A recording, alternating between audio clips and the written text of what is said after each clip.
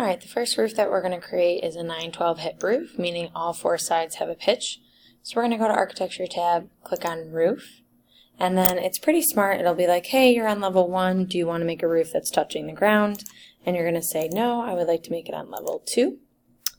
And then now a few things you can set up. You can change the overhang distance. You want at least 1 foot, no smaller than that. You could go maybe up to like 3 feet. And then defining your slope. So all four sides does have a pitch, also known as a slope, so we do want to check that box so we can give them a pitch. So then you just click on your walls, make sure you're going towards the outside, and so that you're outlining those purple lines around the perimeter. Then you can hit escape, and you'll notice you'll have your triangles. Those are representing that you have a pitch. And if you click on them, it tells you the pitch, which is 912, and that's exactly what we want. So we're just going to double check that they're all 912. Great. And hit my green check mark, and then I can go to 3D view and I have my 912 roof.